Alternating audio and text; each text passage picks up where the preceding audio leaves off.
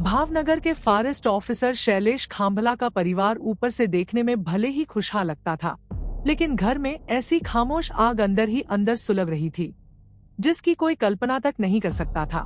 इसी बीच शैलेश ने एक ऐसी खूनी साजिश तैयार कर ली जिससे उसने न सिर्फ पत्नी बल्कि दोनों बच्चों की हत्या कर उन्हें दफन कर दिया। एक फॉरेस्ट अधिकारी ने आखिर ऐसा क्यों किया? गुजरात के जिला भावनगर की फॉरेस्ट कॉलोनी की वह सुबह हर दिन से कुछ अलग सी थी। सूरज से निकलने वाली किरणें घरों की छतों पर इस तरह फैल रही थी मानो धीरे धीरे कोई राज खोल रही हो। जबकि इस कॉलोनी का वह घर जिसमें शैलेश खांभला अपनी पत्नी नैनाबेन, बेटे भव्य और बेटी प्रथा के साथ रहता था, उस सुबह जैसे किसी अदृश्य पर्दे में लिपटा हुआ था। दूर से देखने में सब कुछ सामान्य लग रहा था, लेकिन अंदर ऐसा कुछ था जिसे हवा भी छूने से डर रही थी। शैलेश खांभला वन विभाग में ACF यानी असिस्टेंट कंजर्वेटर ऑफ फॉरेस्ट था। साल भर पहले ही उसका इस पद पर प्रमोशन हुआ था। उसके बाद ही ट्रांसफर होकर भावनगर आया था। जयपुरिया शर्ट पहनकर ऑफिस जाने वाला, नियमों में विश्वास रखने वाला, दिखने में शांत, लोगों से कम बोलने वाला व्यक्ति था शैलेश। लोग कहते थे कि साहब बहुत सीधे हैं, गुस्सा बिल्कुल नहीं करते, परिवार से बहुत प्यार करते हैं। और उसकी पत्नी नयना एक ऐसी महिला थी जो अपनी छोटी सी दुनिया को संभालने में ही दिन रात खोई रहती थी। बेटी प्रथा 13 साल की थी तो बेटा भव्य 9 साल का। दोनों पढ़े में तो अच्छे थे ही, सभ्य और खुशमिजाज भी थे। एक अफसर का परिवार होने के बावजूद यह परिवार बिल्कुल साधारण दिखाई देता था। नौकरी की वजह से पति बाहर रहता था तो नयना बच्चों को लेकर सूरत के कापोद्रा में सास ससुर के साथ रहती थी। बाहर से देखने में सब कुछ सामान्य लगता था, लेकिन कुछ बातें ऐसी भी होती है जो घर की दीवारों के अंदर ही चुपचाप सांसें लेती है। उनका किसी को पता तक नहीं चलता कि अंदर ही अंदर क्या हो रहा है, क्या मर रहा है और क्या जन्म ले रहा है। शैलेश साल भर पहले ही प्रमोशन लेकर भावनगर आया था। यहाँ रहते हुए उसकी दुनिया बदल गई थी, लेकिन ये बदलाव उसके घर में नहीं आया था, उसके ऑफिस में आया था। वन विभाग में ही नौकरी करने वाली एक युवती शैलजा, बदला हुआ नाम, जिसकी उम्र शैलेश से भले कम थी, लेकिन उसका रूप अधिक था। आकर्षण ऐसा था कि देखने वाले की नजर उस पर ठहर जाए। वह विभाग की अपनी जिम्मेदारी अच्छे से निभाती थी, मुस्कुरा कर बातें करती तो जैसे फूल झड़ते हों। बिल्कुल अलग दुनिया से आई हुई लगती थी शैलजा। मिलने की शुरुआत काम की बातचीत से हुई। शैलजा को काम के सिलसिले में बार बार शैलेश के पास आना पड़ता था। बार बार पास यानी नजदीक आने से शैलेश उसकी ओर आकर्षित होने लगा, क्योंकि शैलजा जितनी खूबसूरत थी उससे कहीं अधिक खूबसूरत उसका बातचीत करने का ढंग था। शैलजा अच्छी लगने लगी तो शैलेश उसके नजदीक जाने की कोशिश करने लगे। शुरुआत हुई व्हाट्सएप मैसेज से। आजकल सरकारी आदेश, सूचनाएं, नोटिस आदि व्हाट्सएप से ही भेजे जाने लगे हैं, इसलिए ऑफिस के हर कर्मचारी का नंबर हर किसी के पास होता ही है। इसलिए शैलजा का नंबर भी शैलेश के पास था। शैलेश शैलजा को सरकारी संदेशों के साथ साथ गुड मॉर्निंग का संदेश भी भेजने लगा था। गुड मॉर्निंग का संदेश भेजते भेजते शैलेश उसे प्यार के द्व्यर्थ ही संदेश भेजने लगा। शैलजा उसके इन संदेशों को अवॉइड करने या विरोध करने के बजाय जवाब देने लगी तो शैलेश समझ गया कि शैलजा को वह पसंद है। उसके संदेशों से स्पष्ट हो रहा था कि उसने शैलेश के प्यार के प्रपोजल को स्वीकार कर लिया था।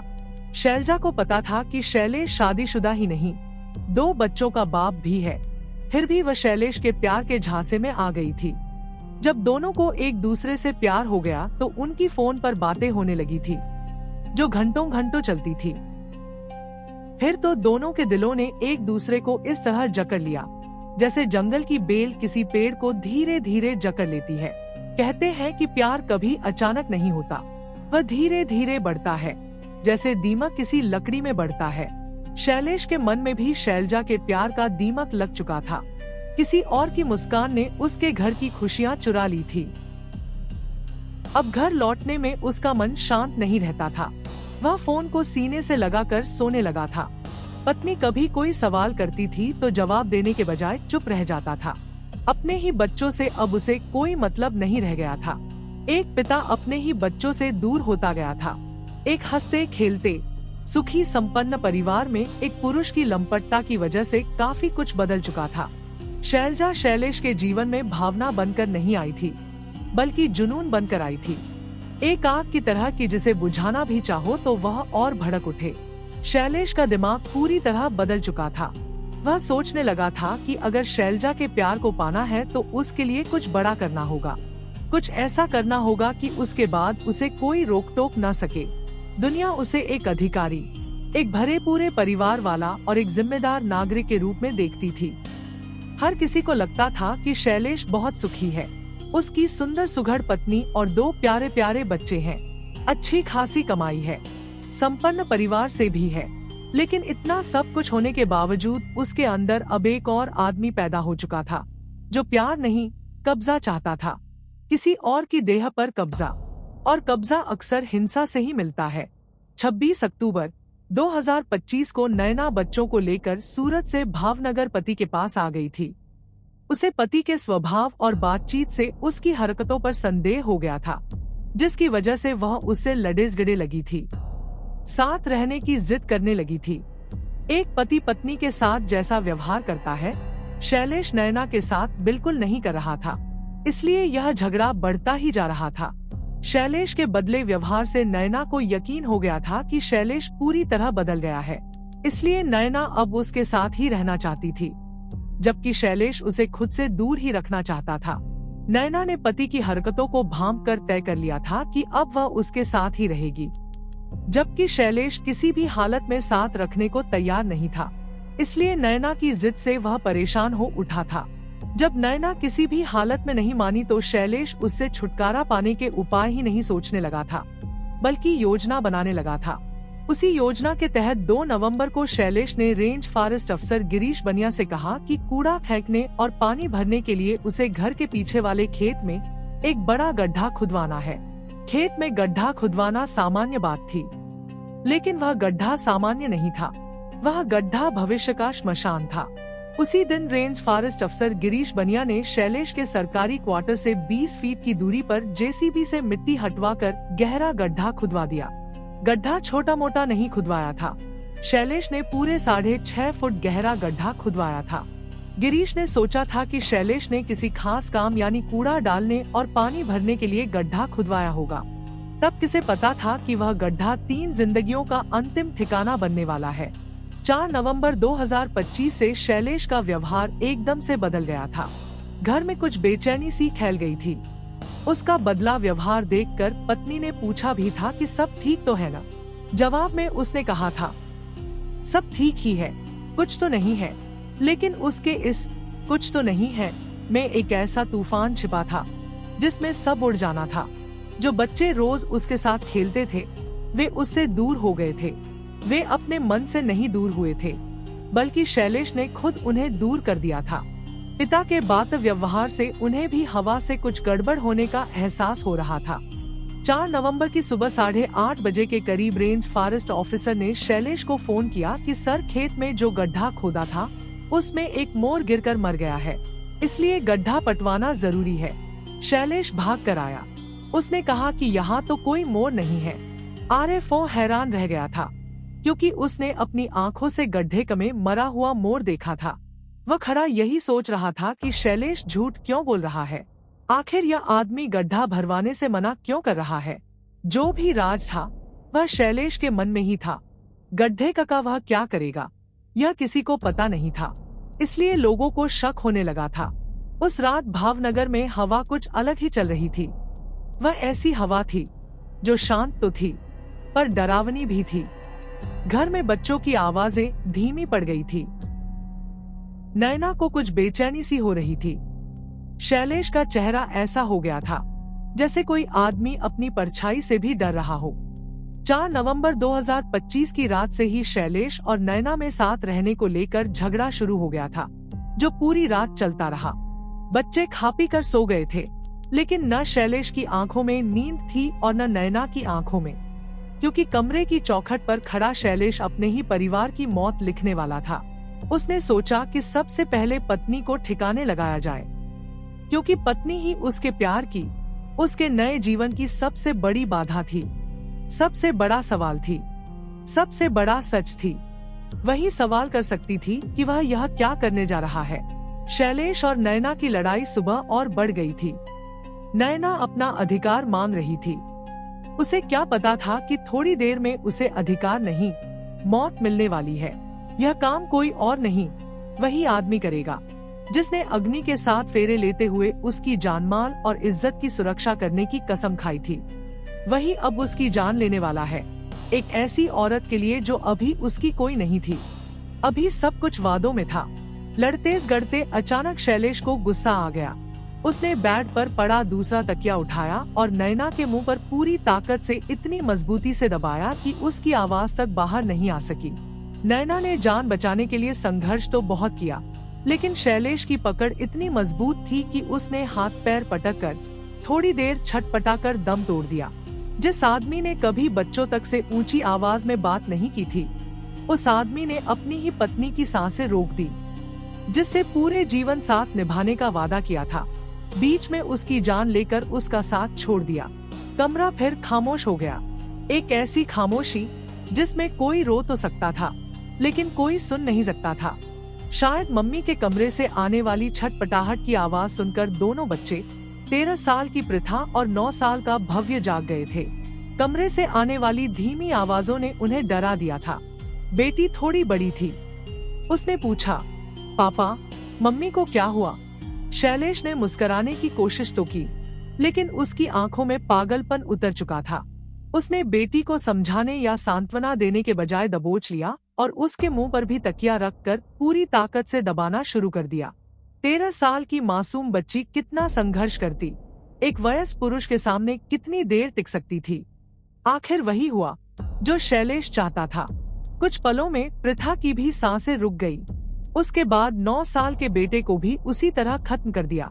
जिन हाथों ने पकड़कर उसे चलना सिखाया था, उन्हीं हाथों ने बेटी और बेटे का जीवन लील लिया था। उनका मुंह दबाते समय पिता के हाथ भी नहीं कांपे थे।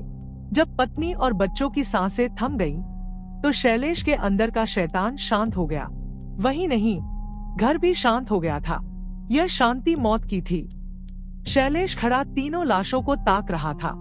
उसकी आंखों में उस समय एक ऐसा खालीपन था जो अब कभी भरने वाला नहीं था।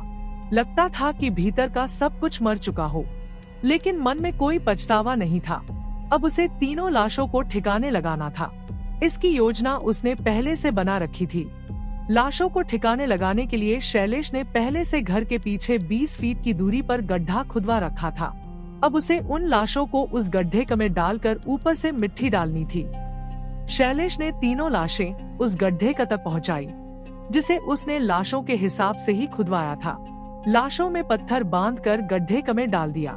इसके बाद घड़ी की ओर देखा तो 8:30 बज रहे थे। उसने लाशों के ऊपर गद्दा डालकर ऊपर से एक दरवाजा डाल दिया, जिससे गद्दा इधर उधर न खिसके।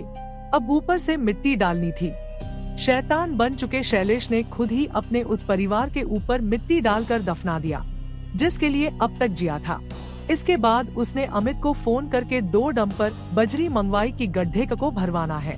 रेंज फॉरेस्ट अफसर ने कहा कि गड्ढे से निकली मिट्टी तो है, उसी को जेसीबी से भरवा देते हैं।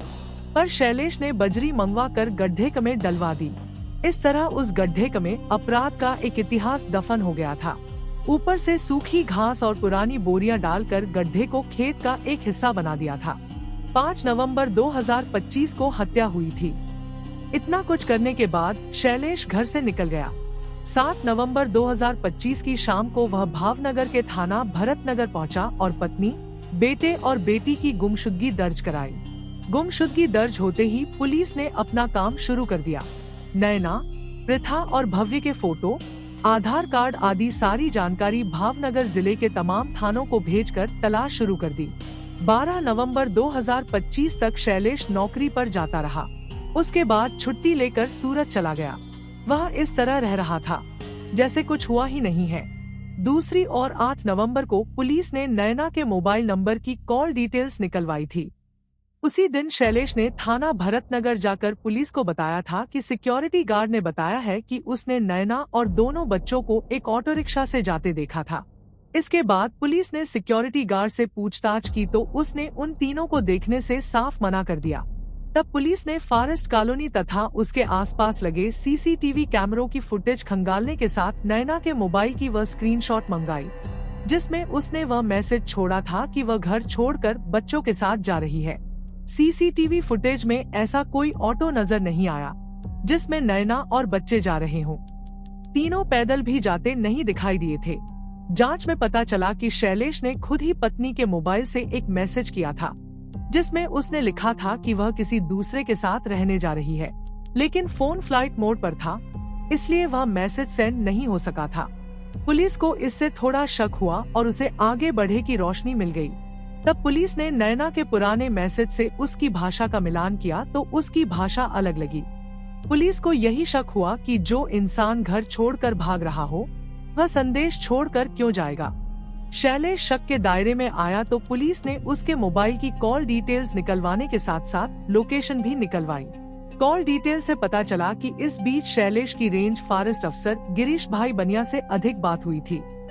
11 नवंबर को पुलिस ने शैलेश के घर की तलाशी ली, जिसमें घर से एक छोटा कपड़ा कुर्सी के नीचे से मिला था, जो किसी बच्चे का लगता था। उसका एक बटन टूटा हुआ था। कोने में पड़े 2 स्कूल बैग और घर बता रहा था कि बच्चे कई दिनों से गायब थे। 15 नवंबर को रेंज फॉरेस्ट अफसर गिरीश बनिया से मिलने पुलिस पहुंच गई। पुलिस द्वारा की गई पूछताछ में गिरीश बनिया ने बताया कि 2 नवंबर को शैलेश ने उससे कहा था कि उसे घर के पीछे खेत में पानी जमा करने और कूड़ा डालने के लिए एक गड्ढा खुदवाना है। उसने शैलेश के कहने पर गड्ढा खुदवा दिया था। 6 नवंबर को फिर आदेश आया कि अब इस गड्ढे में मिट्टी भरवा दो। बनिया की इस बात से पुलिस को लगा कि यह महज सहयोग नहीं हो सकता, यह किसी योजना के तहत था। शैलेश के कहने पर गड्ढा भरवाने के लिए गए वनरक्षक विशाल पनोत ने बताया कि जब वह गड्ढा भरवाने के लिए डंपर से मिट्टी गिरवाने लगा तो गड्ढा देखने की गरज से उसोर गया। तब शैलेश ने घबराई आवाज में कहा था कि इधर मत आओ। उसका पैर किसी सांप पर पड़ गया था, वह उसे काट सकता है। घर का रहा ना घाट का, एक जंगल के अधिकारी की इस तरह की बचकानी हरकत पुलिस को हजम नहीं हुई। डंपर के साथ आए विशाल से बात की गई तो उसने बताया कि जब उसने गड्ढे में पड़े गद्दे के बारे में पूछा तो शैलेश ने बताया था कि गड्ढे में एक नीलगाय गिर गई थी, उसे बाहर निकालने के लिए गद्दा डालना पड़ा था, जबकि गड्ढे में डाली गई मिट्टी एक अलग ही कहानी कह रही थी। नई, ताजी, जल्दबाजी में भरी गई मिट्टी साफ कह रही थी कि इसके नीचे कोई रहस्य छिपा है। मिट्टी डालकर भले जमीन समतल कर दी गई थी, लेकिन जल्दबाजी में किया गया यह कारनामा पुलिस की आंखों में धूल नहीं झोंक सका। हर क्लू एक ही बात की ओर इशारा कर रहा था कि गड्ढा हत्या से जुड़ा है और हत्या के रहस्य को इसी गड्ढे में जल्द से जल्द मिटाने की कोशिश की गई थी। Security guard, CCTV footage, range forest अफसर, वनरक्षक और डंपर के साथ आए सहायक की बातों से पुलिस का शक अब यकीन में बदलने लगा था। तब पुलिस टीम फिर फॉरेस्ट कॉलोनी पहुंची। इस बार उनके साथ फोरेंसिक टीम भी थी। गड्ढे में जहां मिट्टी और बजरी डाली गई थी, जेसीबी से मिट्टी हटाई जाने लगी। सभी टकटकी लगाए गड्ढे को ताक रहे थे।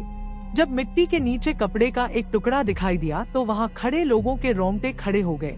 कुछ ही देर में 3 लाशें दिखाई दे गई। ये लाशें नैनाबेन, पृथा और भव्य की थी, जिन्हें तकिए से दम घोंट कर मारा गया था। इस घटना की खबर आग की तरह फैल गई। पूरे भावनगर में मातम था। पुलिस ने लाशें निकलवाकर पोस्टमार्टम के लिए भिजवा दी थी।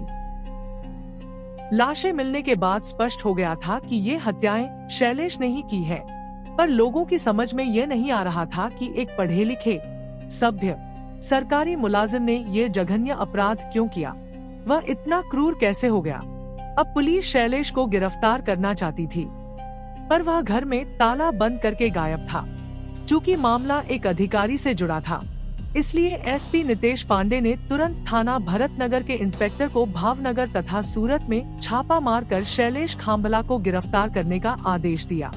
पुलिस ने तत्परता दिखाते हुए चंद घंटों में शैलेश खांभला को सूरत से गिरफ्तार कर लिया, लेकिन उस समय उसके चेहरे पर कोई पछतावा नहीं था, बस एक अजीब सा खालीपन था, जैसे वो खुद भी समझ नहीं पा रहा था कि उसने क्या खोया और क्या पाया है। शैलेश की गिरफ्तारी की सूचना पाकर SP Nitesh Pandey, range IG Gautam Parmar भी आ गए थे। सभी की मौजूदगी में शैलेश से पूछताछ की गई तो उसने अपना हर अपराध स्वीकार कर लिया था। इस पूछताछ में उसने यही बताया कि पत्नी नैनाबेन साथ रहने की जिद कर रही थी, इसलिए आवेश में आकर उसने उसकी हत्या कर दी थी। बच्चों की हत्या उसने क्यों की, इस सवाल का उसने कोई जवाब नहीं दिया। पुलिस ने शैलजा से भी पूछताछ की। उसका कहना था कि शैलेश के मन में क्या था उसे पता नहीं। रही बात प्यार करने की तो वह अलग बात है, पर उसने शैलेश से न कभी साथ रहने की बात की है और न ही उससे कभी अपने परिवार की हत्या करने की बात की थी। पूछताछ के बाद पुलिस ने शैलजा को जाने दिया, क्योंकि पुलिस के पास ऐसा कोई सबूत नहीं था कि वह भी इस हत्या में शामिल थी। पुलिस ने शैलेश को 7 दिनों तक रिमांड पर भी रखा। इस बीच उसके खिलाफ जितने सबूत मिल सकते थे जुटाए। यह भी पता किया कि इन हत्याओं में कोई और तो उसके साथ नहीं था।